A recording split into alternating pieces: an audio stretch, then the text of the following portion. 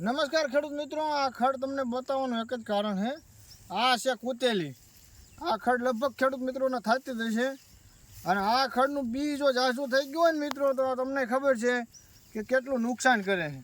ગમે તે પાક હોય, આપણને કામ કરવામાં પણ ઘણી બધી તકલીફ પડે છે. જેથી કરીને આ ખડને સંપૂર્ણ પડામાંથી કાઢવા માટે પહેલાંથી તકેદી લેવાની કે થોડું થોડું ઉગે, એક બે છોડવા, એટલે પાણી વાળતા હોય, ગમે તે કામ કરતા હોય, અથવા તો કપા વીણતા હોય તો મજૂરને પણ કહી દેવાનું કે આવો છોડવો દેખાય તેને ઉંબળી અને સાઈડમાં મૂકી દેવાનું. અને જો બી પાકી ગયું હોય તો એને શેઠે લઈ લેવાનું, પછી આંટો મારીને.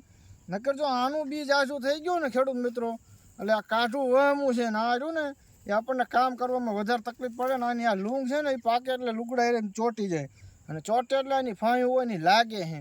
એટલે એક એક છોડવું થાય ને થોડું થોડું, ત્યારથી ને આને ખટકો રાખીને આખું વરસ લઈ જ લેવાનું. આવું તમે 2-3 સિઝન લીશો ને તો આ સંપૂર્ણ તમારા પડામાંથી જશે. અને તમે બહારથી ખાતર લાવો ને એટલે આવશે, અથવા તો સેઢા પાડે જો આવું ઝાડ હશે ને, તમે દેખાડો ભાઈ ઝાડ, આવું ઝાડ હશે ને ત્યાં જનાવર બેસશે, અને જનાવર બહારથી ગમે એ વસ્તુ ખાઈને આવશે ને એ ચરકશે એટલે થશે. એટલે થોડોક છોડવું હોય, એક બે 500 કોક હોય ત્યારથી ને જ કાઢી લેવાનું, તો આનું નિયંત્રણ આવશે. જય જવાન જય કિસાન. અને મારો વિડીયો ગમ્યો હોય તો મારી ચેનલને સબસ્ક્રાઈબ કરજો, તાકે તમને અવારનવાર આવા વિડીયો હું બતાવીશ.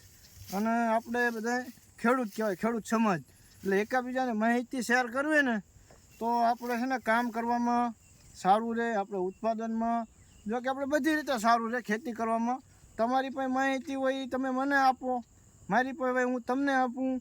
એટલે અત્યારે ટેકનોલોજીનો જમાનો છે. આપણું કહેવાનું એવું છે કે અત્યારે એકબીજા કોમેન્ટ દ્વારા માહિતી એકબીજાને આપવી તો આપણે સારામાં સારું કામ થશે.